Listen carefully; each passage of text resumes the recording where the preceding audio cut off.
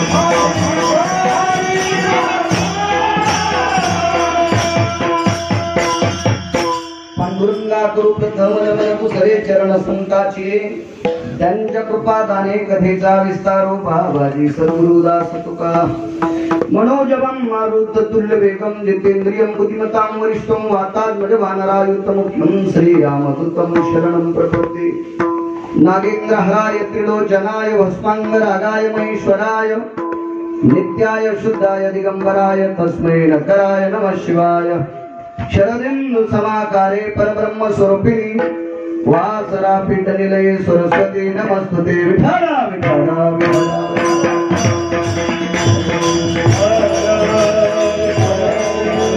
अत्तावैवासिक पावनाची भासती पंचानन समाना तया श्रोत्याची आचरणिदाना साष्टांग नमन करीत असो वत्तेभूषित पावनती प्रत्यक्षामलिंगा समान तयाची आचरणिदान साष्टांग नमन करीत असो आता गानरम धर्व देवता कोकिळ कंठ स्वर आराका कीर्तनी वैवासी लोका तयाची आचरणी नमन गा मदती सदसो परम क्या तू जोदान ब्रह्मयाचा सुतू नारद दान नाम तितिक्षु तयाची आचरणी नमन गा जेने धर्मजित विलाची बळी तो संभाजी दान नवाळी गावत तरळा दयाची आकुळे तया छत्रपतीची आचरण कमळी साष्टांग नमन करीत असो विठ्ठला विठ्ठला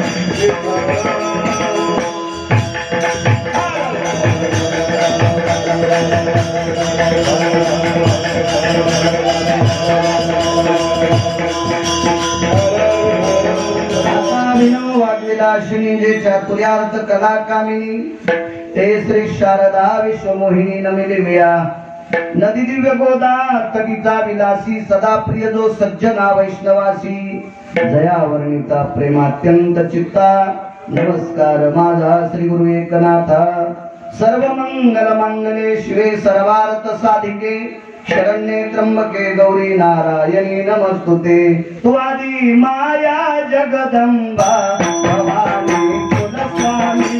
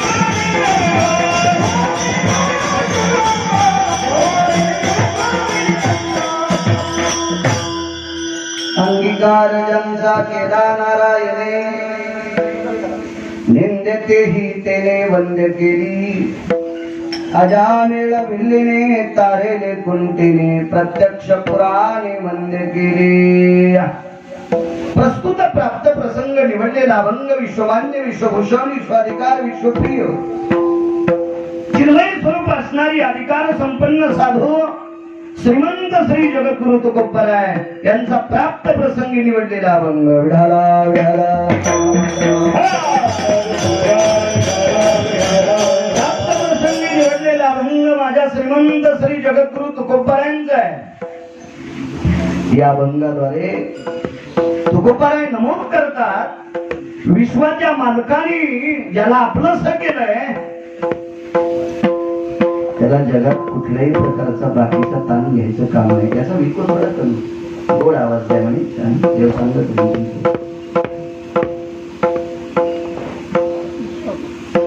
असं का तेच तर कळत नाही बापू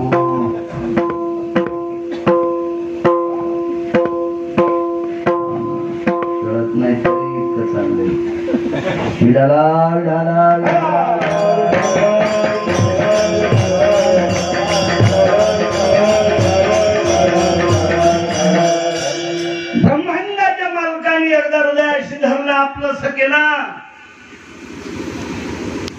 की जगातल्या कुठल्याही पांचट माणसाने आपल्याला धिक्कारलं तरी चांग घ्यायचं नाही। एक म्हणे महाराज भगवंत मला आपलंसं म्हणतो पण जगातला एक नंबरचा श्रीमंत मला राम राम घालीत नाही। अरे सोंगळ्यास का काय म्हणलं या जगातल्या एक नंबरच्या श्रीमंताला कोण्या दिवशी फुकायचंय हे पंढरपुरातल्याच्या हातात आहे आणि तो जर तुला आपलं समजत असेल तर काय पांचटायचे कष्ट धरायला तू विठाला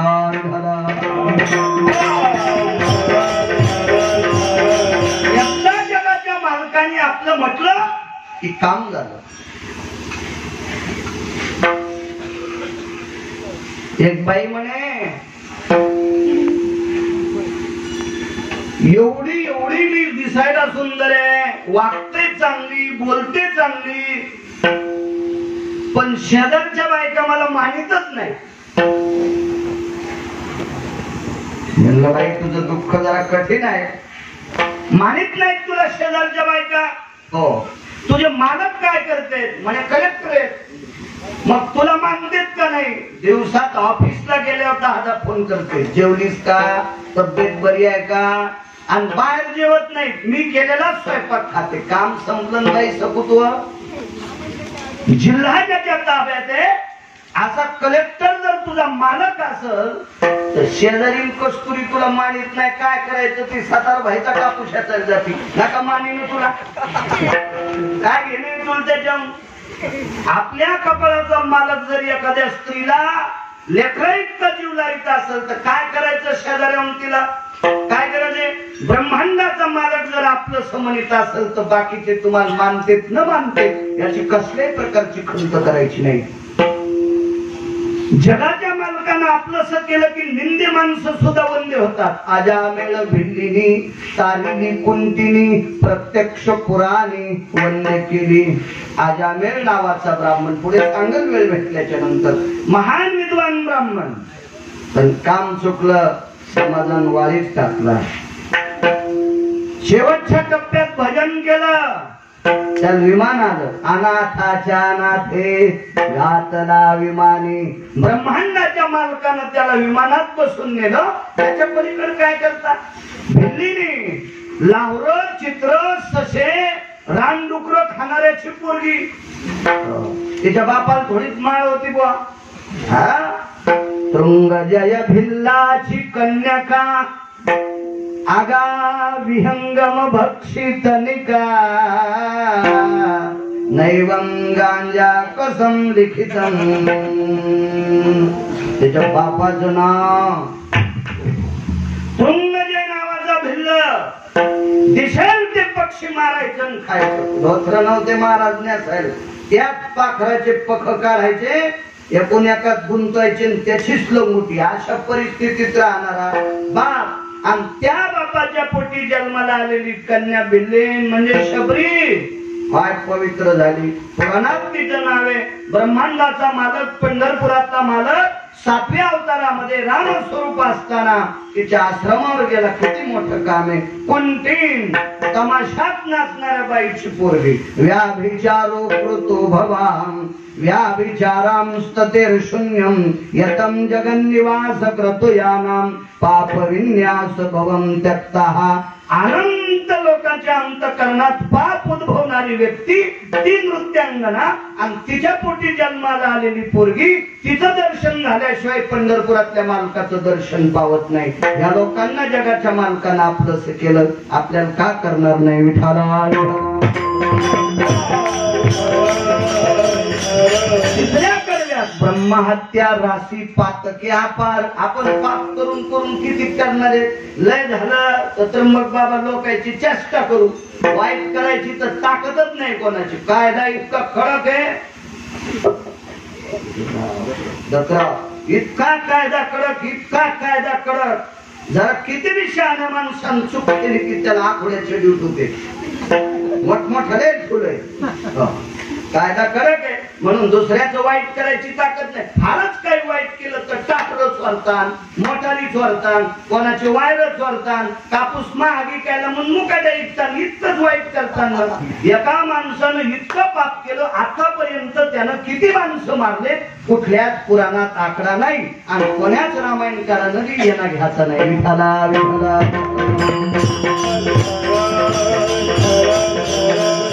महर्षी वाल्मिकाचा त्रोटक पुरावा आला त्यांनी तिथं ठाम शिक्का दिला नाही एतम यकनानां जायतेनां यत सर्वाणां हिंसाचारेषु पृथ्व्यां पाषाणतलां राय्यां दृश्यां दातव्यो त्याचा अर्थ असा केला की एक माणूस मारल्याच्या नंतर एक मोहरी रानात टाकायची अशा 7 रान मोहऱ्या भरल्या अशा मोहऱ्या मोजता येण्यासाठी मशीन आहेत हो मशीन आहेत इतक्या मोहऱ्या मोजता येतील पण यानं किती माणसं मारले आतापर्यंत कुठल्याही पुराणाला हातात सापडलं नाही वेदानाम पुराण शास्त्रो भयम व्याप्तीम महर्षीनाम हिंसाचारे क्रतुम करतलम नैवानाम हे काय देसाळपेणारं लिहिले का शास्त्र पुराण वेद आतापर्यंत महर्षी वाल्मिकानं किती मारले हे कोणाच्याच हातात आलं नाही इतके माणसं मारणारा ब्रह्महत्या राशी पातके अपार वाल्मिक किंकर वंद्य केला. तो वाल्मिक सुद्धा वंद्य. ब्रह्महत्या पापामध्ये माझ्या वाचनामध्ये 137 श्लोक आले. वाल्मिकाच्या यादीत येत काही माणसं आपल्याला तितकंच. मला काही बरेच आहे. कालच्या लॉकडाऊन मध्ये पाहायला भेटले ते म्हणजे पुराणात. असं काय बघायला भेटलं ना त्याचं राशन कार्ड थोडंच आपल्यापाशी. पण पुराणात वर्णन केलं काही हिंसाचारी माणसं होते. त्याच्यात वाल्मिक महर्षी वाल्या शेवटी महर्षी झाले.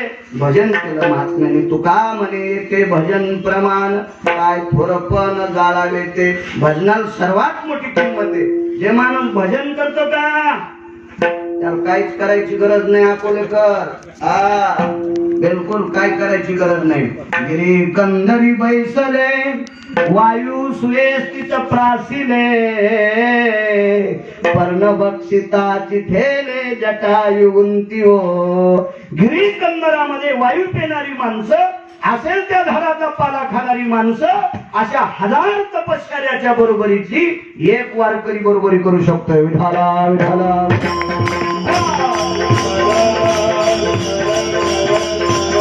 असा साधा सोपा सरळ अभंगाचा अर्थ झालं. कीर्तन मोठ्या श्रद्धेने मोठ्या अट्टहासाने अधिष्ठान दैवत मा भगवती या जगदंबेचं अधिष्ठान पवित्र अशा अधिष्ठानावर बऱ्याच दिवसापासून परंपरेचे कार्यक्रम आहेत. गेल्या 2 वर्षात या महामारीमुळे थोडेसे कार्यक्रम बंद होते.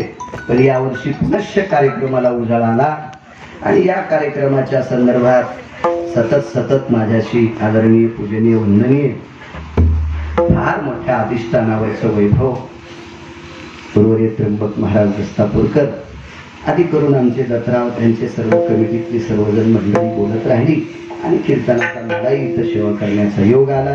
आमचे अकोलेकर महाराज साधक येतो तसे आमचे गिरी महाराज आमचे पंडित महाराज आधी करून सगळी जी महाराज मंडळी सर्वांना प्रणाम करतो.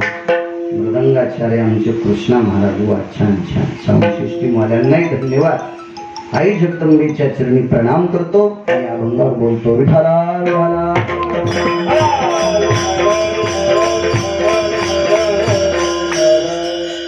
अंगीकार ज्यांचा केला नारायणे. लिपो याचा कमी तो कमी नुसता असा गोड आवाज असा होता. जगाच्या मालकाने आपलंस केलं की काम संपलं.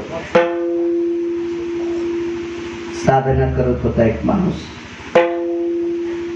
विश्वाच्या मालकाची साधना करत असताना एका तत्व सिद्धांतिकाने विचारलं का म्हणे देव मला स्वीकारेल का. त्या तत्व सिद्धांतिकाचा प्रश्न आहे. उत्तर आहे बाबा का नाही स्वीकारणार. तू त्याचं भजन करतो ना तो तुला स्वीकारेल. नाही म्हणे पण मी भजन करतो मला कपडे चांगले घालायला नाहीत माझ्याकडे पैसे नाही मला बसायला मोठी गाडी नाही मला लोक मानित नाहीत. नको मानू देन म्हणे पण तू भजन करतो ना. मोठी गाडी मोठ्या गाडीत महाराज आला म्हणजे सात्विक असतो का. अध्यात्म तमाशावाल्या मोठ्या गाड्या आहेत का. 500 एकर वाल्याला सुद्धा जे जनरेटर नाही ते तमाशावाल्या जनरेटर आहे. ती कोणाची लाईन घेत नाही. मी काय पाहायला नाही जात राव तमाशा.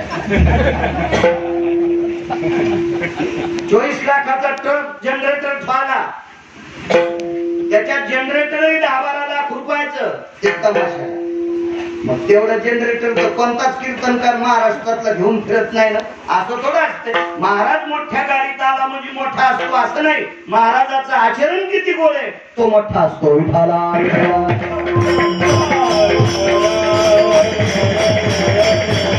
त्या तत्व सिद्धांतिकानं सांगितलं बाबा तू सुंदर भजन करतो गोड भजन करतो देवाला आवडेल असं भजन कर. देव तुझा स्वीकार करतो. पैशाला काय करतो. अरे पैसा खूप होता एका माणसाकडं. जगात 6 गुंडापैकी 1 नंबरचा गुंड रावण होता ज्याच्या संपत्तीचं वर्णन तुकोबाराय सुद्धा आवाक्याच्या पलीकडे करायचे. तुका म्हणे ज्याची संपदा एवढी फार मोठी श्रीमंती. पण याच तुकोबारायाने हे 9 लोक निषेध केले. आम्ही वैष्णव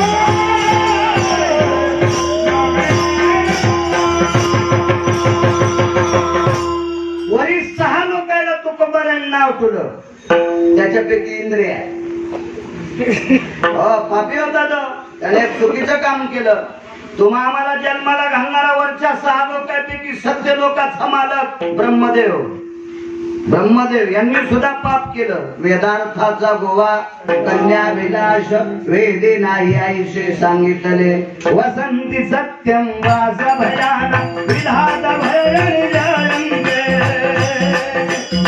तुझ्याने कामिनी सकल सुधाना तुझ्याने कामिनी सकल सुधाना या विचारम कृतुम भरा या विचारम कृतुम भरा या विचारम कृतुम भरा वसंती भयपति सत्यनिहाय जगत्रयायन पारनिर्जायो विदेव सकलं यतो जयाना विदेव सकलं यतो जयाना विदेव सकलं यतो जयाना या 3 देवापैकी एक विधाता ब्रह्मदेव पण त्याने एक चुकीचं काम केलं म्हणून आता यज्ञ असतो ना दत्तराव देवीच्या पुढं या यज्ञामध्ये 135 देवता बोलावं लागतात तर इंद्राला आणि ब्रह्मदेवाला 35 देवता झाल्याच्या नंतर त्यांचं नाव घेते एखादा कर्मकांड करणारा लगेच म्हणला ब्रह्मां प्रसिद्ध त्याला म्हणायचं तू सोयाबीन कापायचं आहे तो लायकी नाही इथं मंत्र म्हणायचे कारण ब्रह्मदेव इंद्र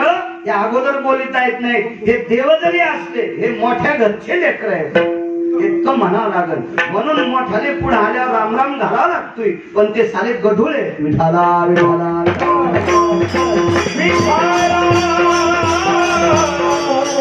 देवानं स्वीकार केला की काम संपलं तू भजन करतो ना तुझं काम होईल बाबा तू काम कर भजन करत राह साध्य तर तुला सगळ्या विश्वाचा मालक आपल्यास करेल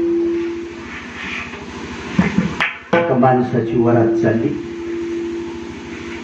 वराती मला वाटते माणसाच्याच निघत्यात ना म्हशीच्या शेपुड्याच्या कशा वराती निघत्यात वरात चालली देवानं स्वीकार केला की कामच समोर काम समोर त्या वरातीमध्ये बैलगाडी होती नव्हत्या त्या काळाला गाड्या नव्हत्या त्या काळात बैलगाडी त्याच्यावर बास टाकलेली बाजावर गादी टाकलेली गादीवर नवरदेव नवरी पाय सोडून बसलेले आणि रस्त्यानं मारुतीरायाचं दर्शन घेतलं त्या फुगीरान बुटा सगट त्या 1.5 दिवसात ती कुरकुंजी भेटली की ते बुटा सगट मारुतीरायापाशी गेले बऱ्याच हलकट नवरदेवाला माहित नाही मारुतीचं दर्शन बुट काढून घेत असते अशा बऱ्याच हलकटायला माहित नाही लय हलकटायला माहित नाही नेमकं काय करावं किती महाराज फुकल्यावर सुधरतील तर सुधरू कीर्तनाला दम नाही भागवताला दम नाही रामायणाला दम नाही कोणालाच गुण नाही कोणाचं ऐकायला तयारच नाही त्याला ते 1.5 दिवसात ती कुरकुल्यावानी गालाची सफरचंदावानी गालाची दिसली की त्याला असं वाटतं मारुतीलाच खिदी तुका सुमल्या त्याला 80,000 ज्याला बायका आहेत का ज्याला 80,000 बायका होत्या त्याच्या दाढीन मिशा दुपारा जाळल्या तो कष्टा पेटायला किती टाइम लागेल त्याला पण आकलीचे कांदे फुटले ना फुटाला सगळं त्याच्या पाया पडते ते लय मोठा माणूस मारुतीला फार मोठा माणूस पुन्हा 80,000 बायका का महाराज आपल्या बायका सारख्या थोड्या पाठी कवाडाकडे चलती भिताडाकडे 80 सहस्र सुंदरा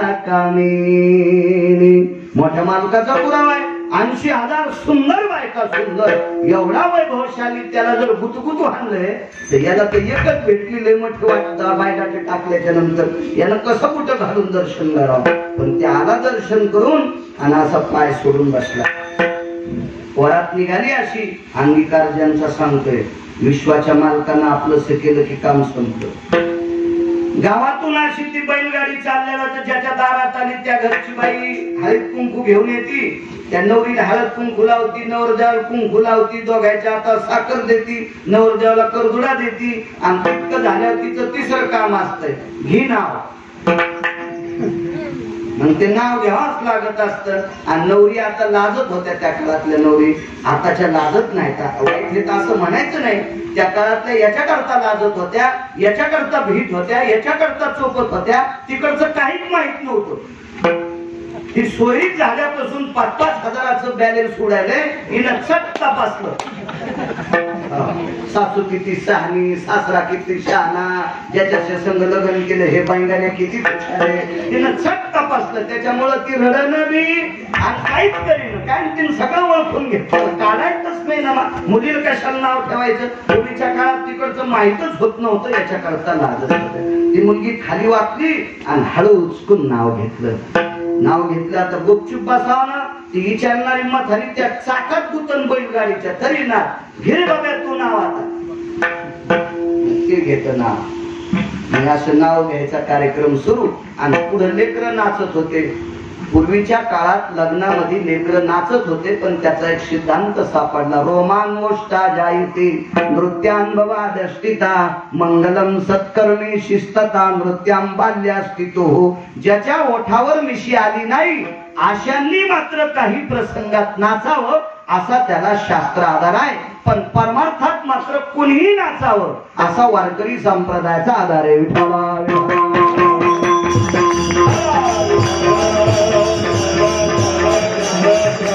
लग्नात मात्र रोमान नाही व मोस्तेशू, ज्याच्या ओठावर रोम आले नाही मिशी आली नाही अशा ह्या पुढे बसलेल्या लेकरांनी लग्नात नाचलं जावं असा एक पुरावा आहे. कोणाचा आहे? जाबालीचा. पुराण वाचा महाराज, कळण तुम्हाला. ते सगळं सांगायला नाही गुप्त थोडं घेतलं. विठाला विठाला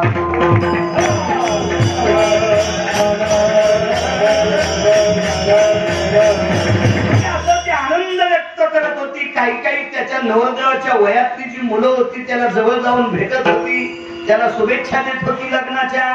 पण एक व्यक्ती होता, तो व्यक्ती त्याचे वडील या नवरदेवाच्या आजोबाकडे कामाला होते. मोठा माणूस. नवरदेव हा श्रीमंत घरचा व्यक्ती होता, फार मोठ्या प्रभावशाली घरचा. त्या मुलाचे नवरदेवाचे आजोबा निष्ठावंत पंढरपुरातल्या मालकाचे ते वारकरी होते. अशा वारकऱ्याचा नातू होता.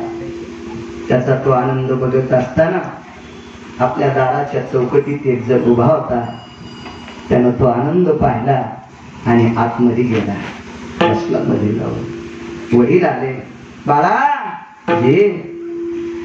अरे आपल्या मालकाच्या नातवाची वरात आहे.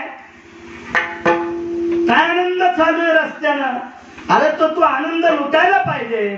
अरे या नवरदेवाच्या घरी मी पाणी भरतो, त्यांचा आऊत आणतोय, त्यांची वाटेल ती कामं करतो.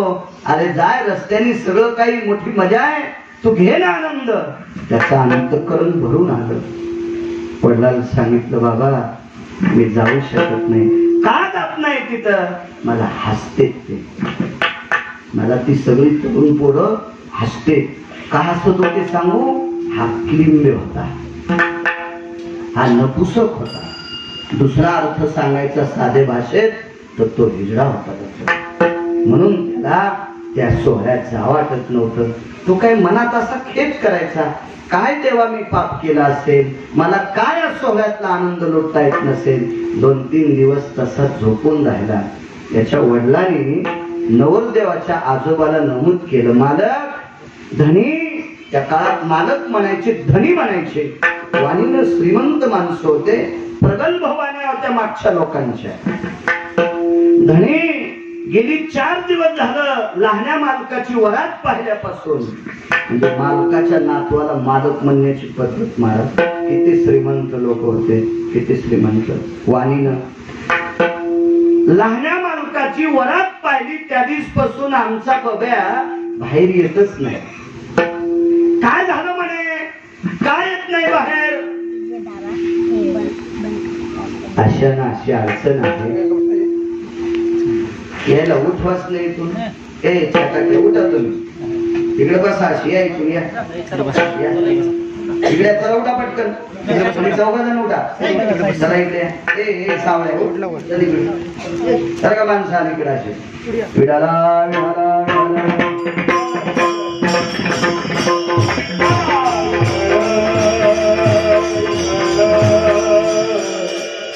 येत नाही म्हणे मालक ते बाहेर. काय येत नाही? सांगितलं प्रकार. हा माणूस कोण होता तो मला पुढे कळत. देवानं स्वीकार केला की काम संपलं. श्रीमंत व्यक्ती त्या नवरदेवाचे आजोबा दस्तपूरकर बाबा उठले आणि गड्याच्या घरी गेले. गड्याच्या घरी गेल्याच्या नंतर आवाज दिला, रामभाऊ. वजनात बोलायचे माणसं. हल्ली जरा जरा पैसे आले की माणसं एकेरीच बोलायले. राम्यान, रावश्यान, भाग्यान, नाम्या, त्या जिभेला काय खरूस आला का मूर्खा? पुढच्या काळातली माणसं गळ्याला आवाजावर बोलायचे, वजनात बोलायचे, वजनात. आता काय बायकाच नवऱ्याला आवाजावर बोलून तर लोकांची काय करतात? काळच बदलला. आपल्या खेड्यापाड्यात बरं आहे म्हणा, शहरात लय उतू आलं, पार नदीपर्यंत उतू गेला. मोठ्या घरी गेलो, मला दूध घ्यायला नाही, मी काय दूध घेत नाही. ते माणूस म्हणला दूध, म्हणलं मी काय बोके नाही. मला चहा जमतो म्हणलं आणि आणला चहा. ते बाई दर्शनाला आल्यावर तिनं 100ची नोट दिली, खरी काय करून खरी दिली. म्हणलं बाई मालक आता यायले. अरे चहा देणार दुसरंच. म्हणलं बाई बोला मालकाला. तिने लगेच फोन लावला. प्रद्युम्न लवकर ये बरं, आपल्याकडे गिरगावकर आले. मला असं वाटलं प्रद्युम्न म्हणलं हिचा मुलगा असेल. ते पाया पडत. म्हणलं बाई मालक हेच येतो. म्हणलं बाई नाही बसन महाराज, तुम्हाला जवळच जायचंय, आमची इथे एशी लावली. नग म्हणलं बाई नको मला. तो नवऱ्याला जर एकेरी प्रद्युम्न म्हणायलीस तर मला अजून अर्ध्या तासांच्या पाईप ना नको मला. नाही तर तू जर नवऱ्याला एकेरी बोलती ती आरती गिटार पडून माझ्या अंगावर उठून माझी नको. तू काय बदलला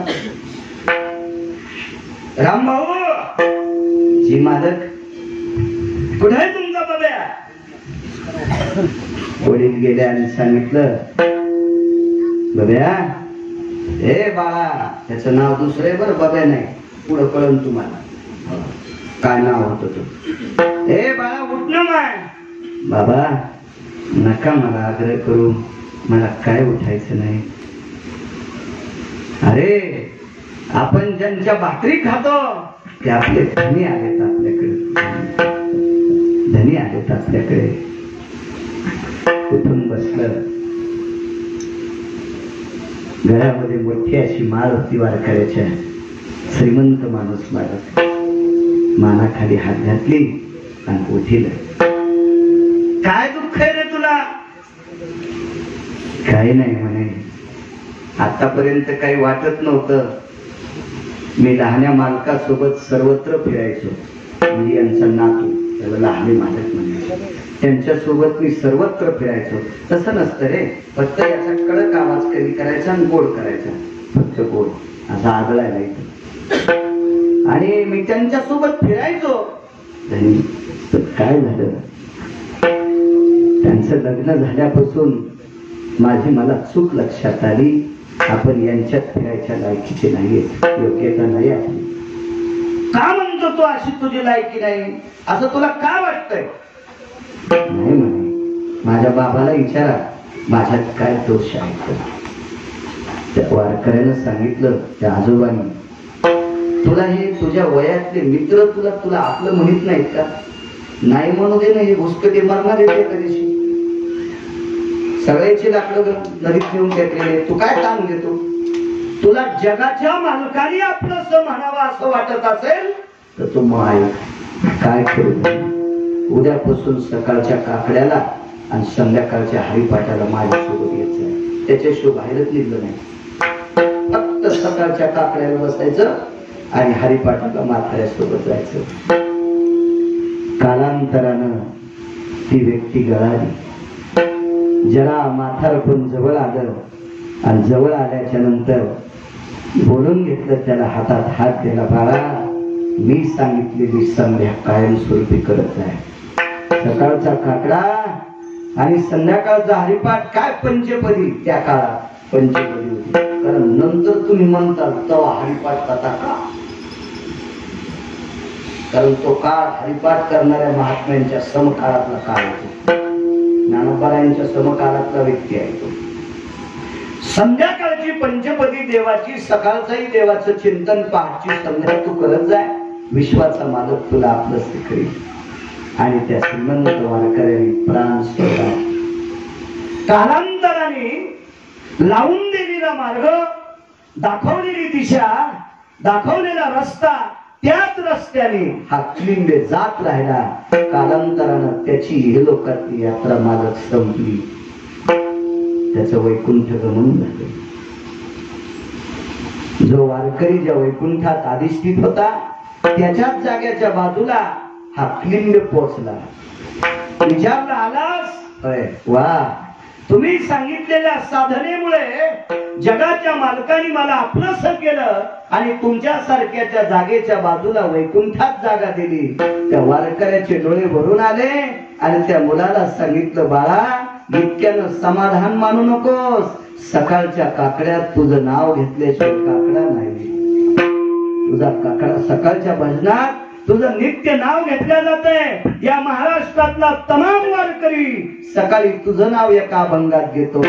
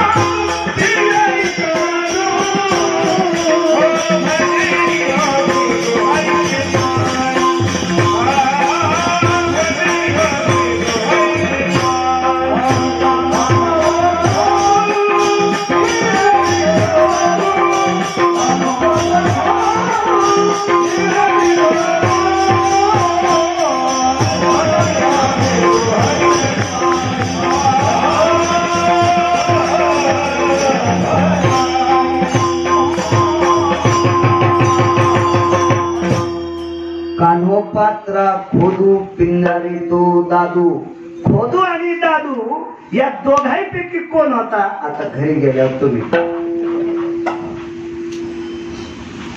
या अवस्थेला असलेला समाजानं निषेध केलेला व्यक्ती, त्याच्या वयातल्या मित्र कंपनीनं निषेध केलेला व्यक्ती, मला सांगा किती पैसे असल्यावर सकाळच्या काकड्यात आपलं नाव जाईल दातराव? किती कीर्तन केल्यावर नाव जाईल? किती मोठ्या गाडीत बसल्यावर नाव जाईल? किती खपक्या पाकिट घेतल्यावर नाव येईल? नाही होऊ शकत. अख्ख्या तालुक्यातली जमीन जरी नावान झाली, जिल्हा जरी नावान झाला, राज्य जरी नावान झालं, अख्खा देश जरी स्वतःचा असला, तरी पण त्याचं सकाळच्या काकड्यात नाव नाही. समाजानं वाईट टाकलेला दादू आणि खोदू याच्यापैकी हे तर दोन्ही केले, पण याच्यापैकी एक लिंग विश्वाच्या मालकानं आपलासा केला. सकाळच्या काकड्यात त्यांचं नाव घेतल्याशिवाय काकडा पूर्णतेला जात नाही.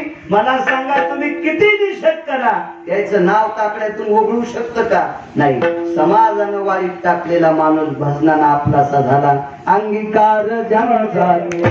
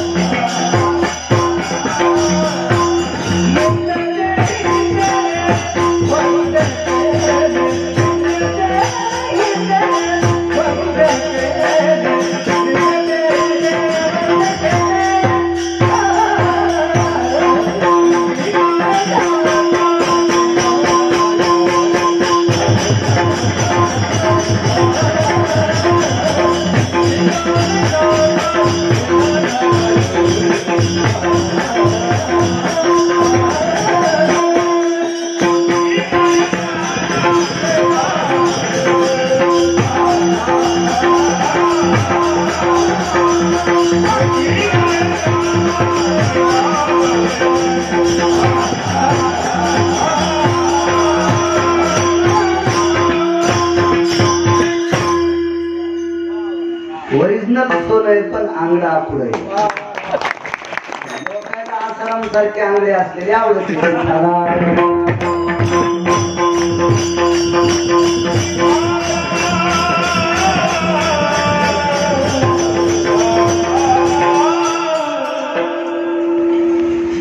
काय साध्य करायचं राहिलं दादू खोदूला आज ब्रह्मांडाच्या मालकाच्या दरबारामध्ये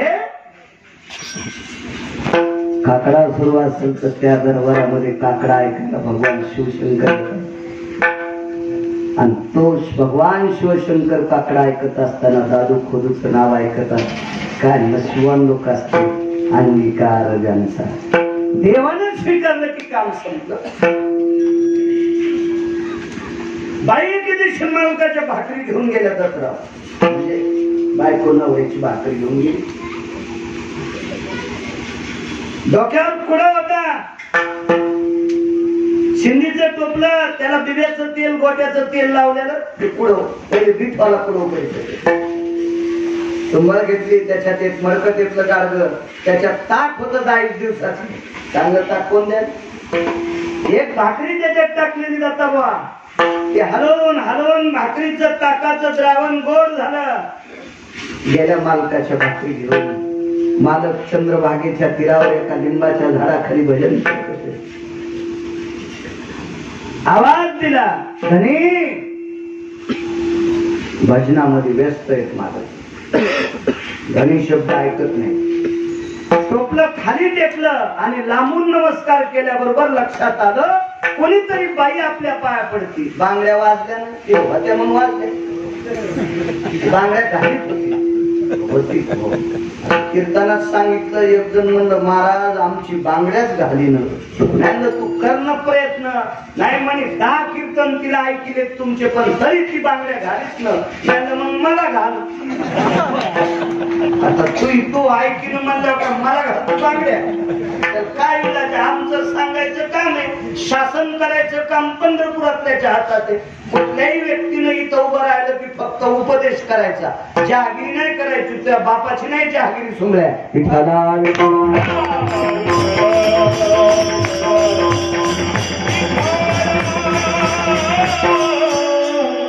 हातातल्या बांगड्या वाजल्याबरोबर लक्षात आलं कोणीतरी स्त्री पाहिलं. आलीस हो करा जेवण. खाली पळत गेले तट ओलांडला खाली वाळवंटात आले आणि हातपाय धुतले चूळ भरली. लिंबाच्या झाडाखाली आले आणि ते गारग होत त्याच्या झाकणी होती टाकलेली त्या झाकणीत थोडस द्रावण ओतलं ते पत्नीला दिलं. संसारात बायकोल जीव लावा लागत असतो. ज्याला बायकोल जीव लावायचा नाही त्यानं संसारात पडायचं नाही आणि ज्याला संसारात पडायचं त्यानं बायकोल जीव लावलाच पाहिजे. शास्त्र सांगते मला सांगा आईसाहेब रुसून खाली आल्या तर पंढरपुरातल्या मालकाला वैकुंठ सोडून खाली यावं लागलं तर तुमच्या मायासारख्या दमड्याने कशाला शहाणपणा करायचा आणि करायचा शहाणपणा तर तू काऊन बावल्यावर उभं राहायला सुमळ्या. तुला असं नव्हतं बावल्यावर उभं. मालकानं झाकणीमध्ये भाकरीचं ताकाचं द्रावण काढून ठेवलं. बायकोला सांगितलं स्वयरा हे तुला दिलंय धनी आधी तुम्ही घ्या. आणि मग ते गारगा असं हालिलं गाळ झालेली होती भाकर. जुन्या काळातल्या बाईने केलेली भाकर होती अशी गाळ झाली ताकात. उभे राहिले आणि पंढरपूरच्या दिशेने हात केला. मालक मालक भूक लागायच्या टायमाला दिलं. इतकी उपकार जाणणारी लोक होती इतकी उपकार. त्या व्यक्तीचं नाव होतं श्रीमंत श्री चोखोबराय. पंढरपुरातल्या दिशेनं कळसाकळ हात केला. मालक जगदानंद कंद पतये अर्पणा वाचतो. आपण जसं खाताना कृष्णार्पण मालक तुम्हाला अर्पण. गार्ग तोंडाला लावलं पिऊन घेतलं तृप्तीचा ढेकर दिला. स्वयरा घेणं तो तितकं. मालकाच्या बाजूला तोंड केलं झाकणीतलं द्रावण पिऊन टाकलं. याला म्हणायचं भारताची स्त्री. याला म्हणायचं भारतातली स्त्री. मी काही घरी गेल्याच्या नंतर बायका अशा येतात, दर्शन घेतात आणि चहा दूध कॉफी काय ज्याला असेल ते, पण एखाद्या स्त्रीला चहा दिल्याच्या नंतर वय बाकीच्या तर घेतच नाही, फार वयस्कर असेल तर तिकडं तोंड करून चहा घेतात. ती या भारताची स्त्री. आम्ही ज्ञानोबारायच्या 16 ते 15 नंबर दिंडीत चलत असतो. नवीन जोड लागणं त्या दिंडीला आला, नवीन जोड. वर्ष 2 वर्षापूर्वी लग्न झालेलं असं त्या काय कंटुले पंटुले झाड लागलेले नव्हते त्या झाडाला, म्हणजे दोघच होते. झाडाखाली बसलो, शिवाजीराव लाटे, मी, वाकडीचे बळीभाऊ कवळे आणि बसलो तास. आम्ही फराळ काढलं, आपोआपल्या कागदावर फराळ पेपरच होते. तिथं काय असतं प्रवासात, त्यांच्याकडे कॅरी बॅग आणि कॅरी बॅग मध्ये दोघं नवरा बायको चिवडा होऊन लागले. यानं वंदर घातली की 3 घालायची, त्यात काळी 3 घालायची आणि दोघांच्या उष्ट्या एकूण एकाच्या याच्यात पडत होते. ह्या उष्ट्याच्या अवलादी ते कुठं जरी नेले चंद्रभागेत टाकून यायच्या जेसीबी जरी घातली तरी यायचा उद्धार होणार नाही. अशा उष्ट्यानं नाश केला संस्कृतीचा. विठाला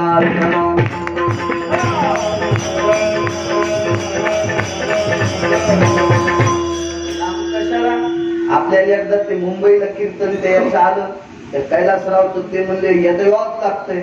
आम्ही म्हणलं काय आम्हाला बटन थोडंच बटन दाबलं की महाराज मुंबईत येतो. ते म्हणले तुम्ही हाईट कुठं? म्हणलं आम्ही कन्नडच्या घाटात. मग जा म्हणे औरंगाबादला तुमचं तिकीट तयार होईल. गेलो तर आम्हाला मोठ्या माणसाचं कुठं चलत. मग आम्ही गेलो तिथं म्हणे याचा आधार कार्ड नाही, सगळं पाचका झाला. याचा जो मोबाईल खपक्या होता अर्धा हात राहायचा ना अर्धा झोपायचा, त्याच्यावर आधार कार्ड मागितलं. आपल्याला काही येतच नाही काय. मग त्याचा आधार कार्ड त्या मोठ्या मोबाईलवर घेतलं. आम्ही विमानात बसलो तर माझ्या बाजूला असं एक जोडपं आलं, एकच पेरू दोघं खात होते. गळ्यात शपथ सकाळच्या पाऊल मारा खोटं बोलत असत. एक पेरू याने एक घास खातला की तिच्या हातात जात. असं वाटत होतं देवाईला सोन्याचे दाता असतील का रे. कशीच याला भेटली आपल्याला तर खारकाच्या दाताची बायको भेटली. याला कशी भेटली कंटुली अशी रे. उष्टा पेरू खालाय. मी म्हणलं याला म्हणलं कव्हा मुंबई येते तर येऊ, नाही तर आपलं विमान समुद्रात पडायचं. आपण उष्ट्याच्या शेजारी बसलो. इतका काळ चित्र झाला. विठाला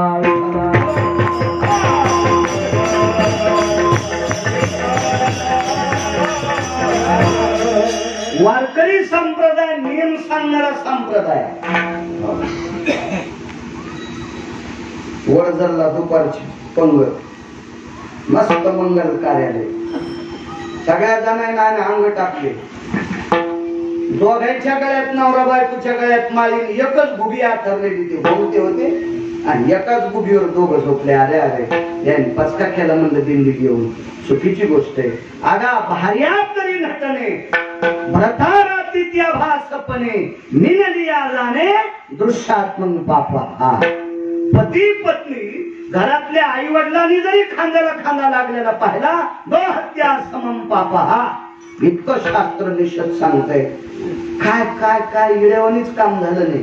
इतकं किती बाई पवित्र मालक दोघच तिथं जंगल वन आहे, पण बाजूला तोंड करून झाकली तोंडाला लावले आपलेकर आणि मग ते टाक केलं की भारतातली पवित्र स्त्री चोखोबरायची धर्मपत्नी. तिचं नाव स्वैरा. बसले स्वैरा आपला बाळ कुठे?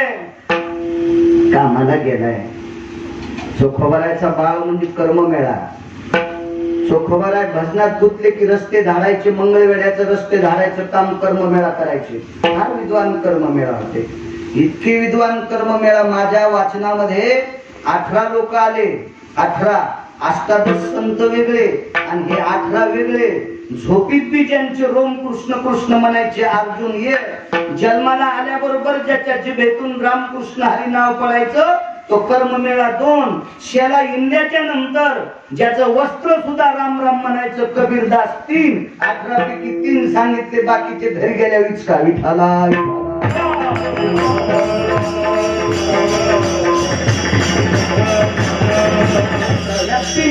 पुरावा. निद्रा भयम यधनुर्धरेषु रोमां नाम निष्ठेषु भारतेषु पुराण भयानां व्यासोक्ति सागरां स्ततेव च। श्रीमद महामुनी महर्षी व्यास सांगतात हे वाक्य गणपती बाप्पाने दिलं की जो झोपी गेल्याच्या नंतर ज्याच्या अंगावरचे रोम कृष्ण म्हणत होते, म्हणून तर पंढरपुरातल्या मालकाला त्याचं पिस लागलं होतं, नवल पिस. हा कोपे तरी निवांत साये, हा ऋषे तरी बुझावीत जाय. हे नवल पिस लागलं होतं अर्जुनाचं का ते इतकं गोड भजन करीत होतं. आणि चोखवरायाचा मुलगा जन्माला आल्याबरोबर विठ्ठल विठ्ठल म्हणत होता.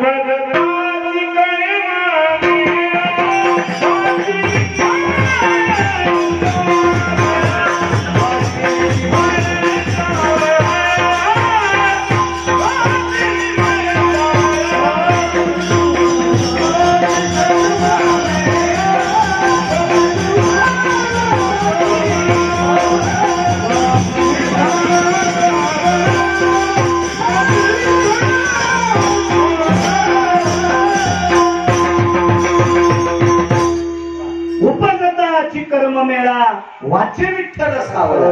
आणि कबीराचा पुरावा तर एक संतांच्या वर्णनात फार गोड आहे, पण एक शपथ पुरावा आहे. ठाई ठाई सेल्यावरती दिसे राम नाम, ठाई ठाई सेल्यावरती दिसे राम नाम. 36 वर्ष शेला पंढरपुरात तुडीला तरी त्याच्या धाग्या धाग्यातून विठ्ठल विठ्ठल येत होत. कबीराने इंडियाला शेला. हे 18 लोक इतके विद्वान, त्याच्यापैकी चोखोबरायचा मुलगा महाविद्वान. कुठे आपला बाळ कामासाठी गेला. सोयरा सोयरा, माझ्या बाबांनी केलेलं पुण्य फळाला आलं, माझ्या बाबांनी केलेलं पुण्य फळाला आलं. चोखोबरायांच्या वडिलाचं नाव फार गोड होतं, त्यांचं नाव होतं रानोजी. रानोजी हे दुसरे 2 नाव आहेत, पण मूळ नाव हे रानोजी. कारण मला 9 लोकांचे हेच सापडल्या जन्मकुंडल्यात. नामदेवरायाची जन्मकुंडली मूळ प्रतीचे, एकादशीचा जन्म नामदेवरायाचा. विठाला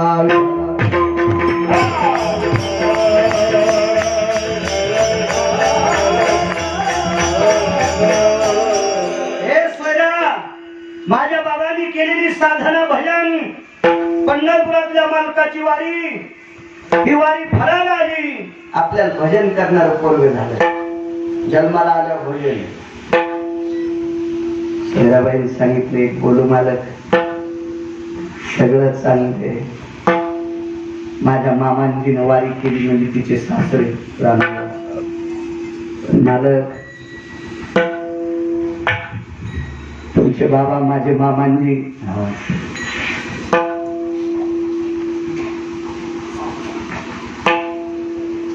30-35 वर्ष पंढरपुरातल्या मालकाला आंब्याची डाळ दिली. पण त्या पंढरपुरातल्या मालकाला काही तिथपर्यंत माझ्या सासरेबांना जाऊ दिलं नाही. लक्षात आहे माझ्या सोयरा, लक्षात आहे. अंगीकार ज्यांचा सांगतोय मालक. एक बोलू, तुमचंही भजन शेवटाला गेलं, आपलं काय आयुष्य राहिले दोघायचं. तुम्ही भजन केलं पण तुम्हालाही मंदिरात येऊ दिलं नाही. मालक, मंगळवेढ्यातल्या गल्ल्या झाडाच्या नंतर एके दिवशी आपला बाळ पंढरपुरात झाडायला गेला. किती दिवस पंढरपूर झाड, पण पुजाऱ्यांना आत येऊ दिलं नाही. मालक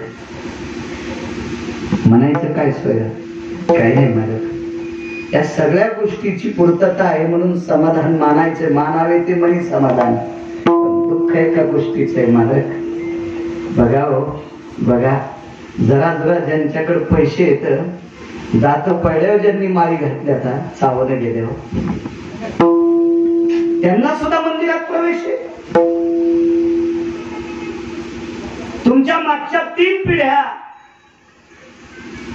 तुमच्या बाबाच्या मागच्या 3, तुमची बाबाची 4, तुमची 5, आपल्या कर्ममेळाची 6, 6वी पिढी आली मालक, अजून मंदिरात येऊ दिलं नाही. काय काळजी करू नको स्वयरा, उद्या मंदिरात जातो. संध्याकाळची वेळ शेजारतीची वेळ होती. त्या शेजारतीच्या वेळेस चोखोबराय महाद्वारापाशी गेले आणि हाक मारली देवाला. देवा मी आलोय. पुजारी धावत आले. मालक खंडाच्या लाकडाने मारले. सणा सणा सणा पाठ फुटून घेतली. फुटून चोखोबराय सकाळी सकाळी तुळशी वृंदावनापाशी भजन करायचे. दिशा बदलली. दिशा हुशार सोयराबाई मनातली मनात विचार केला. मालक या दिशेला तोंड करून भजन करत होते. आज मालकानं भजन करण्याची दिशाच बदलली. वेगळ्या दिशेला तोंड करून भजन करतात. तुमची आमची जर बायको असती तर म्हणली असती डोकं खराब झालं का तुमचं? तुम्ही रोज पूर्व दिशेला तोंड करताना आज पश्चिमेला तोंड का केलंय असं म्हणले असतं दत्तराव आपल्या बायका. तर ती चोखोबरायची बायको होती. काहीच बोलली नाही. काहीच नाही. 4-5 दिवस झाल्याच्या नंतर एका दिवशी सहज मालकाची पाठ पाहिली. विचारलं मालक पाठ काळी निळी झाली, फुटून निघली, काय झालं? काही नाही म्हणे सोयरा, मी चंद्रभागेत माझा पाय शवळावून घसरला, खडकावर पडलो. पाठीवर खडकावर पडलो म्हणून ते खडक पाठीला लागलं. ठीक आहे, सांभाळून चालत जा मालक, सांभाळून चालत जा. त्याच्यावर 7-8 दिवस गेल्याच्या नंतर आज जशा भाकरी घेऊन गेल्या तशीच भाकरी घेऊन गेल्या. जेवण झालं मालकाचं. विचारलं मालक एक बोलू? तुम्ही खोटं बोलताय, मला दाखवायचं नाही, पण माझी शंका आहे मालक. चंद्रभागेमध्ये फक्त विष्णू पदालाच खडक आहे आणि विष्णू पदावर स्नान करण्यासाठी आपल्याला परवानगी नाही. विष्णू पदावर स्नान करण्याची, आपण शूद्र आहे त्याच्याकरता आपल्याला परवानगी नाही. आणि खाली चंद्रभागेत खडकच नाही, मग तुम्ही कोण्या खडकावून पडले? काय हुशार बाई असेल, काय बुद्ध्यांक असेल त्या माऊलीचा. चोखोबरायचे डोळे रडत नव्हते, अंतकरण रडत होता. अंतकरण सोयरा, ती मोठ्या अवदार्यानं, मोठ्या पुरुषार्थीनं, मोठ्या अंतकरणातल्या भक्तीच्या वैभवानं महाद्वारात जाऊन हाक मारली. सोयरा, मला पुजाऱ्यानं मारलं ग, त्यानं पाठ फुटली. मला माहित होतं मालक, पण स्त्रीने मालकाच्या तोंडी लागू नये, हे भारतीय संस्कृतीचा नियम आहे, म्हणून मी तुम्हाला काही बोलले नाही मालक. असो, काय काळजी करू नको. शिकारीने एखादी आपला मालक एकांतात चोखोबरायचं भजन चालू आहे. आणि भजन चालू असताना विटेवरच्या मालकाचा धावा केला. देवा, बरीच सप्ताहाची मंडप झाडून काढायचं काम माझ्याकडे असतंय. अरे मंडपाच्या बाहेर बसून मी कीर्तन ऐकले देवा. तपश्चर्या करणाऱ्याला तू पाहिल्यावर सगळं पावन होतंय. यज्ञातील खर्व केल्याच्या नंतर, तुला बघितल्याच्या नंतर सगळं पावन होतंय. आणि मी अख्खं जीवन तुझं भजन करतो, मला तू पावन होत नाही. जयासाठी तपधावा तो हा उघडाची पावा, जयासाठी यज्ञ तप तो हा मदनाचा बाप. हे यज्ञ, तप, तपश्चर्या, धावा, साधना हे तुला उघडा पाहिल्याच्या नंतर प्राप्त होते देवा. हे फक्त मी तुला बघितलं नाही याच्याकरता वंचित कर. त्या दिवशी भजनाच्या मध्याला बुक्का लावायला जगाचा मालक चोखोबरायला. या विश्वाच्या पाठीवर बरीच कीर्तनकार झाले. उभं राहून कीर्तन परंपरा ही नामदेवरायापासून सुरू झाली. त्याच्या अगोदर उभं राहून कोणी कीर्तन केलेलं नाही. बसून कीर्तन करणारी 9 जण होती. 9, त्याच्यापैकी शुकाचार्यांचा पहिला नंबर. बाकीचे 8 कोण होते घरी गेल्यावर पहा. पण उभं राहून जर पहिलं कीर्तन कोणी केलं असेल तर ते संत शिरोमणी नामदेवरायानं म्हणून तिथून पुढे हार आणि बुक्का लावण्याची पद्धत आहे. तर सगळ्यांना बुक्का माणसं कोणी अधिकारी लोक लावित असतील, पण चोखोबारायला भजन केल्याच्या नंतर बुक्का लावायला जगाचा मालक. 2 संतांचे गाधे जगाच्या मालकानं लिहिले. जनाबाईचा चोखोबारायचा गाथा लिखाण करता जगाचा बाप आहे. किती मोठे पण, किती नाविन्य, किती अधिकार मोठा असेल कल्पना करा. धर्म सिद्धांत असा प्राप्त झाला शास्त्रातला, म्हणे स्वर्गातला अमृत खराब झाल्याच्या नंतर इंद्र अमृताचे 5 कलश घेऊन आला. 5 प्रकारचं अमृत श्रीमद भागवतात सांगितलं. त्याच्यातले 2 अमृत सुधा निवारण हितार्थायाम, तृष्णा निवारण हितार्थाया.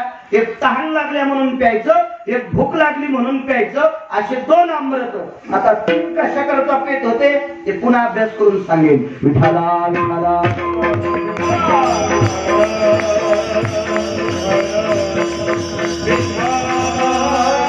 हे अमृत शुद्ध झाले 4, एक अमृत राहिले. तर म्हणे नारद म्हणले इंद्रा, तुम्ही नाना प्रकारच्या साधना करून अमृत शुद्ध होत नाही. चोखोबारायचं भजन अमृतावर पडल्याबरोबर अमृत 4 शुद्ध झाले. तुम्ही दर्शन घेतलं का नाही, म्हणून इंद्र परत गेला. परत तर चोखोबारायला कळालं आपल्या दर्शनाकरता इंद्र आला. मग चोखोबारायने विचार केला, एवढ्या मोठ्या माणसाला आपण दर्शन घेऊ द्यायचं नाही. असा एक पुरावा सापडला आणि एक पुरावा म्हणतो इंद्रानं चोखोबारायचं दर्शन घेतलं. पण दुसरा पुरावा 1 नंबरचा आहे. चोखोबारायने इंद्राला दर्शन घेऊ दिलं नाही.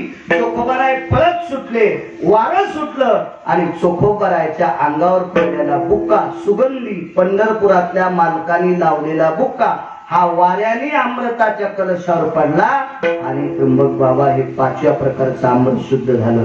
मला सांगा किती मोठी ताकद. स्वर्गातले उपाशी मरत होते, ते चोखोबारायमुळे जेवू लागले. इतका मोठा अधिकार. आणि तरी सोयराबाईच्या मनात खंत आली, बुक्का पांडुरंग परमात्मा लावते, पण कोण बघत. भाऊ महाराजाला बुक्का लावताना हार घालताना सगळे लोक बघायचे. तुम्हाला पांडुरंगाने बुक्का लावला, कोण बघताय. म्हणले ते बी खरंय, लोकांनी बघावं असं तुला वाटतंय. मी त्यावेळेला समजून मग अंगीकार केला, आपला अंगीकार केला, आपला स्वीकार केला. त्याच्यावर सोमवारी एकादशी आली. सोमवारी एकादशी विमान उतरले पंढरीचे. ती एकादशी सोमवारची आलती आणि त्या सोमवारी स्वर्गातलं विमान पंढरपुरात उतरलं. त्याच्यात नारद, तुंबर, सांब म्हणजे भगवान शिवशंकर, इंद्र पकवाज वाजवले होते, कृष्णबुवा, हे सगळे लोक उतरले. आणि त्या एकादशीचा जागर चोखोबारायच्या घरी गेला आणि द्वादशी चोखोबारायच्या घरी सोडल्या. गिरगावकर सांगतो म्हणून ऐकायचंच नाही. एका जनार्दनी आईशी चोखी याची मात, देवे पंढरीनाथ त्याचे घरी. मग द्वादशीला सर्व देवता चोखोबारायच्या घरी दही भात खात होत्या. अकोलेकर दृष्टांत संपला. तुमच्या माझ्यासारख्या पाप्यानी मंदिरात येऊ देऊ नाही चोखोबारायला. आज तुमच्या माझ्यासारखे खपके पापी चोखोबारायचं दर्शन घेतल्याशिवाय नामदेवरायचं दर्शन पावन नाही. नामदेवरायचं दर्शन घेतल्याशिवाय पुढचं पावन नाही. आणि मग कानोपात्रेचं दर्शन घेतल्याशिवाय जगाच्या मालकाचं दर्शन पावन नाही. तुम्ही आम्ही जरी वाईट टाकलं तर जगाच्या मालकानं त्यांच्या अस्थि पितांबरात घेतला. घेत पितांबरे चक्रपाणी नामदेवे असती आणि पार कोणी. घेत चक्रपाणी पितांबरे विश्वाच्या मालकानं त्या अस्थि पितांबरात घेतल्या. मला सांगा, तुम्ही आम्ही कोणाची राख सावडायला गेले तर दत्र आंघोळ करून घरी जावं लागतं. एखाद्याच्या अंत्यविधीत गेलं तर आंघोळ करून घरी जावं लागतंय. कारण शास्त्र असं सांगतंय, धुमानाम वैशान्यरो सुष्मित भव जायते, असं पतंजली सांगतंय. जर अग्नीचा त्याच्यामध्ये धान्य जर पडलं असेल, आता समिधा टाकतो आपण, त्याच्यामध्ये नाना प्रकारचे जव असतील, तीळ असतील, तांदूळ असतील, सगळं हविष्यान्न असेल. हे यज्ञात पडलं की त्याचं सुष्मीकरण होतंय. म्हणून तो वास्तू शांती करायची पद्धत आहे. घरातल्या सगळ्या वस्तू सुस्मित जीववास्तुयाम पुरुषा भवस्तते मखे शूद्र वंजायते समेधायाम पुनित भवा आवानांच प्रियतान्नवं जगनप जगदंबा प्राणेश्वरी यत् कामेश्वरी आवानांच वज्रेश्वरी आवानांच शुरायाम तरुजायते सर्वं पवित्रातिभयो यत् कामेश्वरी विबल्भां कमलावेति विमलाश्वियं प्राणेश्वरी सर्वं जगदंबा आवानांच प्रियतान्नमम। प्रत्येक देवतेचे 51 पीठ, त्याच्यापैकी 3.5 पीठ आपल्या महाराष्ट्रात आहेत। या प्रत्येक पीठाचा प्रसाद वेगळा, त्याच्या हवनाच्या विधीचे पर्व वेगळे, विन्मखा वेगळे, आश्विलायन माध्यंजनकांना अशा शाखा सांगितल्या, प्रत्येक शाखेचे भेद वेगळे। अशा भेदानं जगदंबेची पूजा आणि त्याच्यामध्ये जर आपण त्या यज्ञामध्ये धान्य टाकलं तर त्याचं सुस्मीकरण। तेच धान्य जर तोंडावाच्या पोटात घेतलं जठरा नलो तृप्तावसा मखेशु वदनी कवळ घेता नाम घ्या सहज हवन होते नाम घेता। आपण जर अन्न खात असताना नामस्मरण केलं की हवन होते, पण तत्राम जीवाम भडाग्नी जायते धुमाम नाम निषोदो।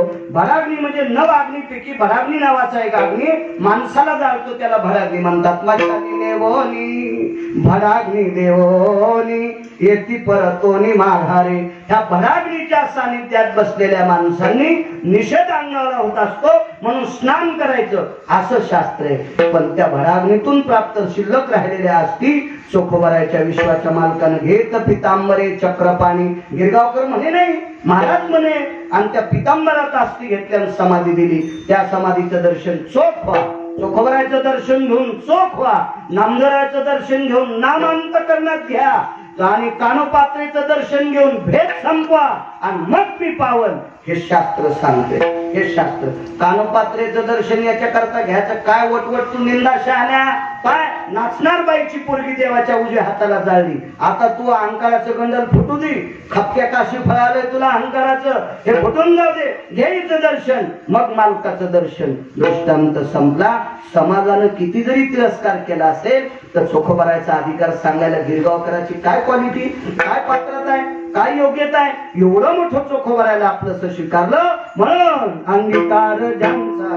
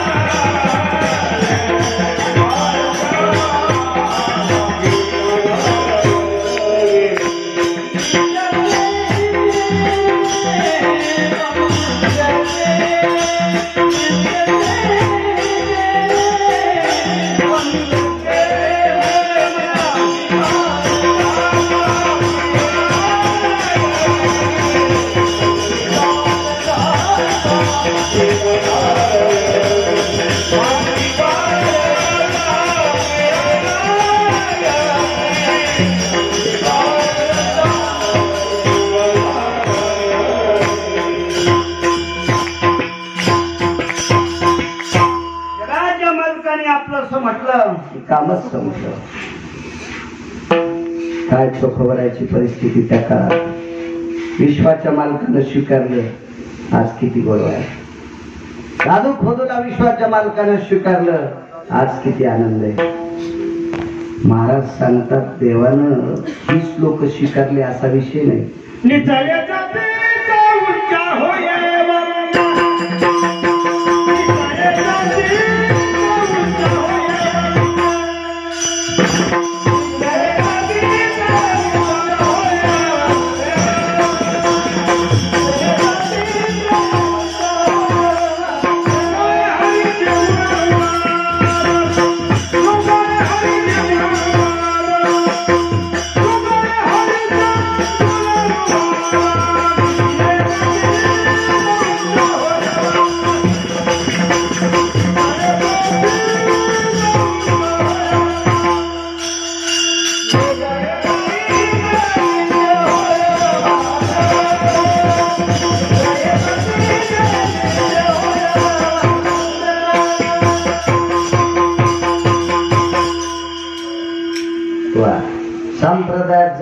समज नाही. तुका म्हणे नाही जाती सवे काम याचे मुखी नाम याता याती धर्म नाही विष्णुरासा निर्णय तो ऐसावे वैष्णवचा मार धन्य त्याची माता.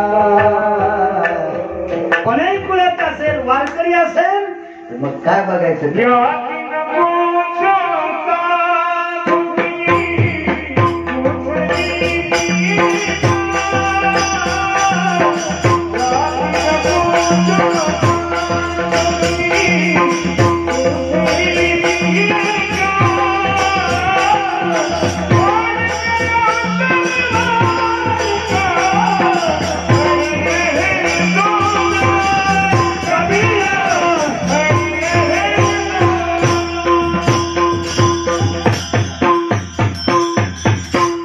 याती न पूछो साधु की पूछ लीजिए ज्ञान. मोल करो तलवार का पडी हिंदू मॅन रात्री एक जणांचा बरोबर. अरे सोमल्या राहू दे ना चोर घरी आल्या भेटवायला नका का हन्न व्हायला पण फुटीला टांगलेलं राहू दे ना तिची किंमत युद्धात असते. साधूला जातीचा संबंध नाही. एका ठिकाणी साध्वी जनाबाई तर इतक्या गोड बोलल्या त्यांच्या पायावर माझं कपाळ. हो वारकरी कोण्याही जातीचा हो का उत्तम चांडाळ त्याचे पाय माझे कपाळ. उत्तम असो की चांगला पंढरीचे वारकरी त्यांचे पाय माझे श्री. त्या वारकऱ्याचे पाय डोकं जनाबाई म्हणतात. मग बाकीच्या येड्यान कशाला म्हणायचं तू आमच्या जातीचा आणि तू तमक्या जातीचा. तुला का लग्न करायचं का सुमल्याच्या संघ विठाला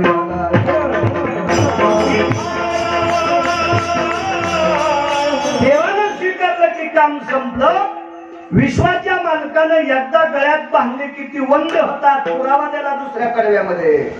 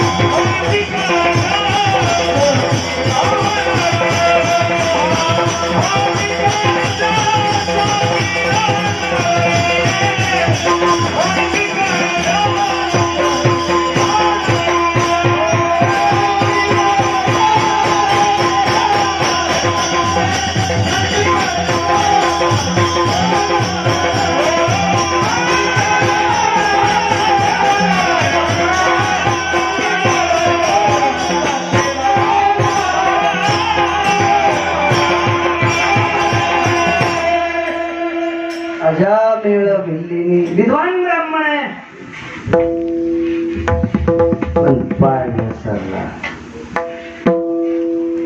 कधी कधी फुकट कळण शेंडी वळवळ दुसऱ्याचं भांडण बोखंडीवर आलंय. आवेशान बायकोला मारित होत ते भ्रतारं मंगलम नैवस्तिते. त्याने त्या बायको सोबत लग्न केलेलं नव्हतं. आशेचं भांडण मिटवायला ते बाप्पा गेले. काय मारतो म्हणे मूर्खच की काय तू तिला मारायला. आमच्यात मदत पडायचा काही संबंध नाही. धन धन पाठार फुटूस तर बायको मारली त्या सुंबळ्याने. हे वापस आले न वापस येता येता त्या बाईन म्हणले बाई इतकं मारित तुला तरी तू राहते काय करावं म्हणे दादा कुठं जा याला वाटलं आपल्या इथं इतकी दक्षिणा आहे ती काय कमीच नाही सांग मी नेतो घरी आजा मेळानं एक अनाथ स्त्री म्हणून घरी नेली हो काही काही गोष्टीच्या लांब राहिलं तुझी दत्रा कोण्या क्षेत्रात राजकारण असो परमार्थ असो व्यापार असो कुठलंही क्षेत्र असो द्या 8 गोष्टीच्या लांब राहील त्याच काम साधत हो जवळ गेलेले माणसं वीस तू तरी हाड झाली तू उशिरा या 8 गोष्टीच्या जवळ गेलेली माणसं पिढ्यांदाच खराब रावण इतका पुरुषार्थी काय कामाचं नव्हतं सीताला आणून सीतेच्या जवळ गेल्यावर राम सोडून प्रत्येकाचा काम संपत होता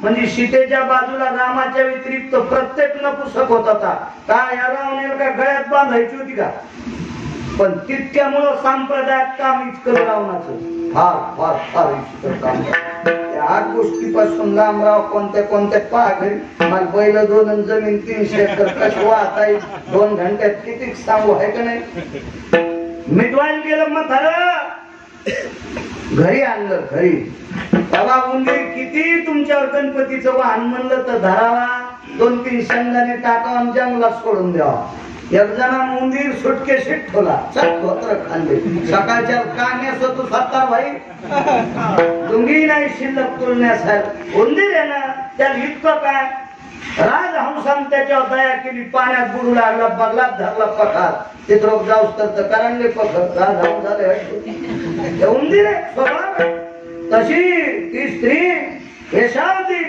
ती घरी आणलं 7-8 दिवस झाल्याच्या नंतर ती म्हणे महाराज मी काय तुमची पोरगी म्हणून आले नाही या तुमच्या इथल्या गाड्या घोड्या वैभव पाहून आले नाही तुमची पत्नी म्हणून आले बसलं की नाही गळ्यात योशी आणि मग आजा मी म्हणे मूर्ख कुठली तवळींची याच्या पलीकडे काय अशी देता येईल महाराज आज मला 450 पाठ आहेत पण देता येत नाही कीर्तना कोणाला ऐकायच्यात खाली पैसे केलं सांगतो कशा कशा शिंग्याल पोट्टे काय मा मेमरी कार्ड सुपर काय ऐकलं की पाठ होते शिव्या जर 450 पाठ आहेत म्हणलं बाकी मी चांगलं बी किती पाठ केला शेजारचा योग आला नाही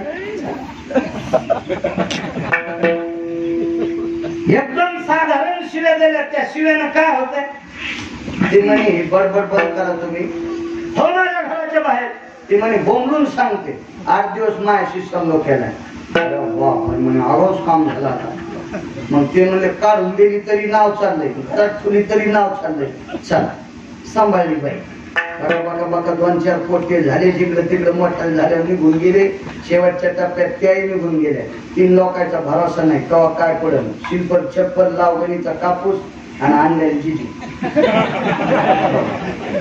काय खरं नसतं चिखलात चप्पल वापरली गुंडल तुझं तर आरकेव कानात चल पाहिजे लावणीच्या कापसाची फवारणी हुकली सारी पकडी कोणते औषध फवार काय काम नाही आणलेले नाही पूर्तता झाली आता वारांगणीची अभय अर्थपुंज देणेला आहे तर प्राप्तीचे ठेवणे ती शिपाशी द्या हे काय गांजा फुक्यान थोडत नाही काम संपला विषय बाई निघून गेल्या आणि ते पोरग शेवटच्या टप्प्यात त्याचं नाव नारायण ठेवलं पुत्राची आमिषे नारायण भोके अनाथाच्या नाथे बैशीला विमाने घेतला उचलून विश्वाच्या मालकान नुसतं भजनाच्या निमित्तानं भजनाची साधना घडली आज मला विमानात टाकलं घेऊन गेले हे पाप का घडवतं भागवत आहे का मागच्या जन्मात हा संन्यास होता पाप केलं म्हणून बाईशी संग घडला मागचं लागतच घरानं त्याच्याशिवाय माणूस आगावपणा करीतच नाही काय माणसं म्हणतो काय सात्विक माणूस हो असं करीत वाटतच नव्हतं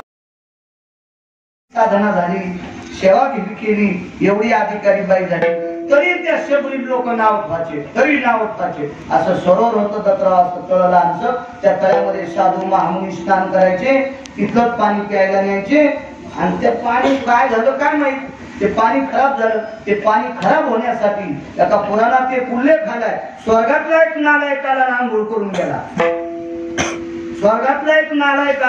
करून गेला पाणी खराब झालं तो कोण होता न्याला नालायक म्हणण्याची महिला नाही पण पुराण म्हणतंय तसं मी सांगतोय मी ज्याच्या नावानं भाकरी खातो ती जशी बोलतील तसं सांगायचं, घ्यायचं नाही. एखाद्याला वाटलं त्याला नालायक म्हणला गिरगावकर आणायचं नाही, नको आणू तिला, तुलतीच गाव पाठ्याल छत्तीस गाव काय ताण घ्यायचं. आपलं पोट भरणारा पंढरपुरात नाही, त्याची काय काळजी करायची. नालायकांना आंघोळ केली तर खराब झालं, काय करावं. वाटेल त्या साधना केल्या, वाटेल त्या साधना.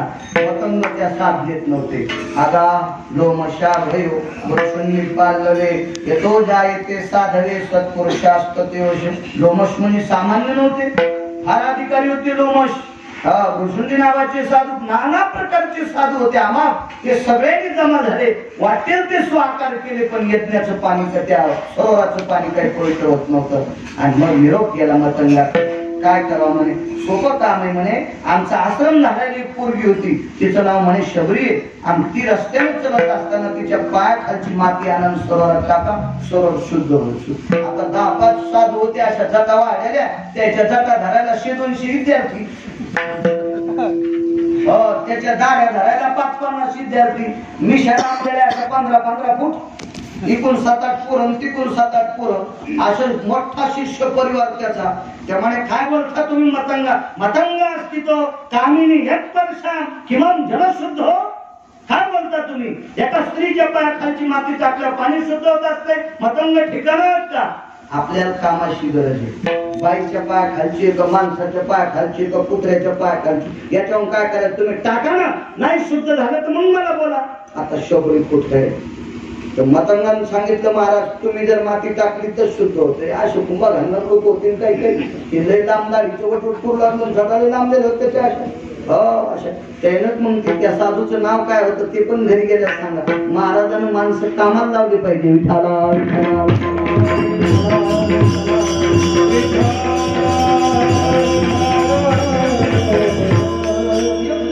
मला फोन केला म्हणजे महाराज त्या महाराजाचं नाव काय नाही, फोन कीर्तन म्हणून सांगतो. आपल्याला कसं जमत मोकाडे बस. मला काय गडी म्हणून थोडंच का तुला रांगोळ करताना मी सांगायला, तू वाचव ना काहीतरी, तू का पाकिस्तानी आहेस का, आमच्यात पिना पाडी तू. आणि मग शबरीच्या पायाखालची माती टाकली, सरोवर शुद्ध झालं. किती पवित्रता महाराज पुराणी वंदे केली. भिलीन आपली कुंटीन कानोपात्रा समाजानं वारीत टाकली. महाराज ज्ञानोबरायची भेट झाली. धन्य कानोपात्रा आजी झाली भाग्याची. आणि काय तिला उपयोगी उपदेश मिळाला. पंढरपुरातल्या मालकाच्या पार प्राण सोडा, देवाच्या उजव्या हाताला माती केली.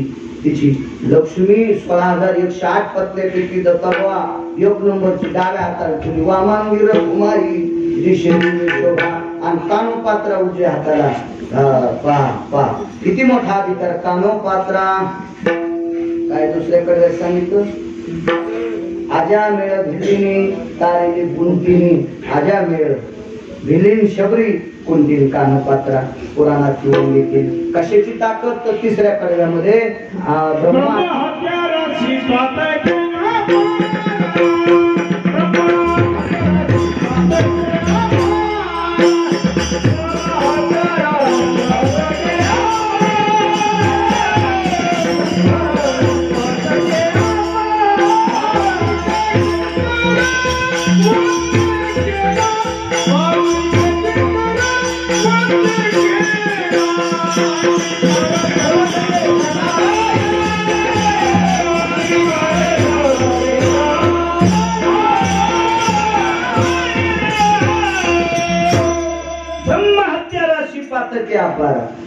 ह्या मागचे 3 आपले शिकेले भजनानं, वाल्मिक आपले शिकेले भजनानं. तुका म्हणे येथे भजन प्रमाण काय थोर पण जाळावे. ते भजनाची किती मोठी ताकद आहे. वेळ संपला का पत्र पुढे सरकायची लक्ष बर कळण जाताना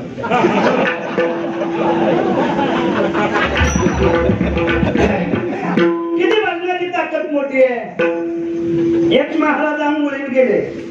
मला असं खूप सांगावं लय अडचण कशा लय उच गेले माणूस खाली पडतो म्हणून सोपं बोलायचं कळेल.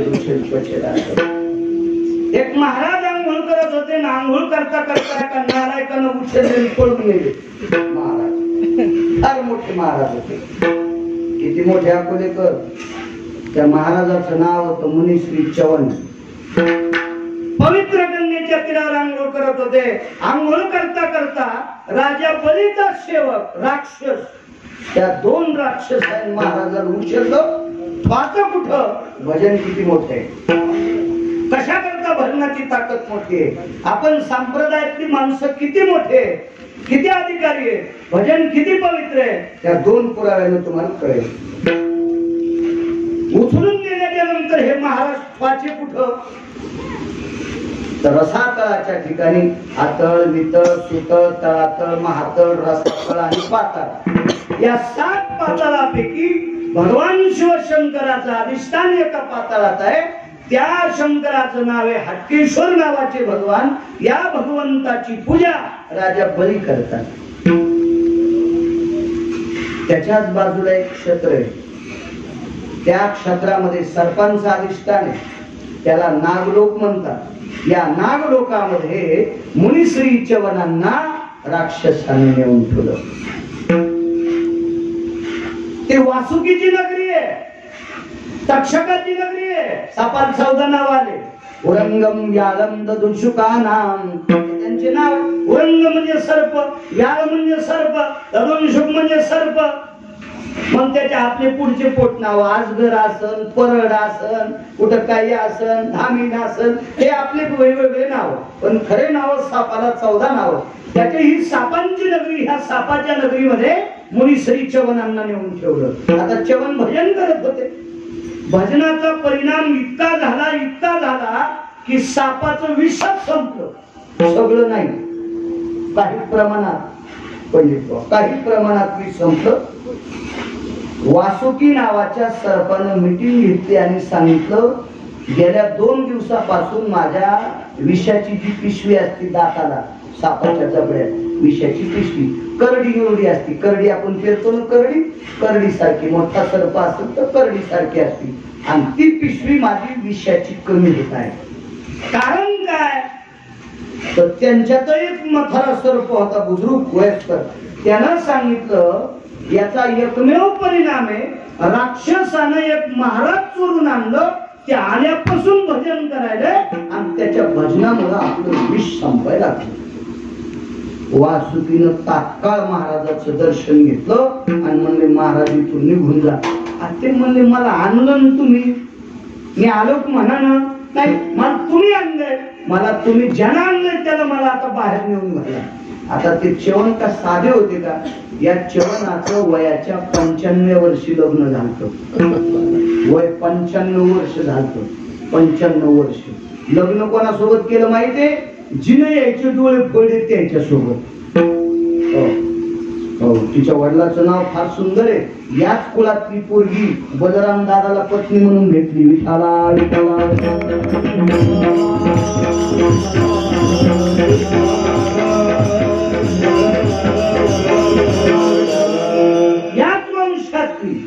त्याच वंशात पुढे रेवत नावाचा राजा झाला. रेवताला रेवती नावाची कन्या झाली आणि ती भगवान श्रीकृष्ण परमात्मा पंढरपुरातल्या मालकाची मोठी भाऊजाई म्हणून मिरवली याच कुळातली. आणि त्या कुळातली पोरगी वनात खेळायला गेली. असं जंगल, देवी सारखा सुंदर परिसर आणि एका वारुळात तपश्चर्या. वारुळ धरतं काय चमकायला म्हणून काड्या घातल्या, फुटले डोळे. राजाला सांगितलं, आता माझी सेवा कोण करेल? मी करेन, तू प्रजेची सेवा कर. आणि राजानं समाजाची सेवा केली पाहिजे. हो, समाजाची सेवा न करता एक राजा भजन करू लागला म्हणून हत्ती झाला. त्याला हत्तीचा जन्म भेटला. पांडे नरेशाचं चरित्र आहे का? महर्षी अगस्तीचा शाप लागला आणि प्रजेचं पालन करीन गेला. ए रोडकर, गरिबाला घरकुल दे, निराधाराला पगार दे, सर्वसामान्याचे प्रश्न सोड. ते बसलं जंगलात जाऊन रामकृष्ण हरी म्हणाल. अगस्तीन शाप त्याला, मूर्खा, तू समाजाची सेवा करण्यासाठी तुला राजा केलंय, इकडे माल घेऊन भजन करतो पांचदा, तू पशुतुल्य आहेस. म्हणून हत्तीचा जन्म झाला. त्याचा उद्धार झाला भागवतात नकराच्या हाताने. ते पुढं असं मागचं, हे भागवतात नाही सांगायचं, दुसरं बघायचं. पुन्हा तुम्ही माझ्या नाकात काड्या घालताना असं भागवतात लिहिलं नाही. कारण काड्या घालणाऱ्यालाच भ्यावं लागतं जास्त. विठाला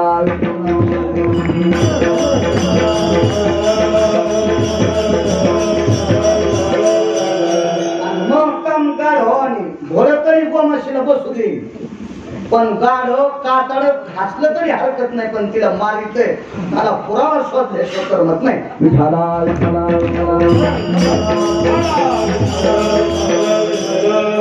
कृष्णा लय हसला बापू तू, मी असू दे गाडव पण पुराणातलं गाडव हे ध्यानात ठेव. विठाला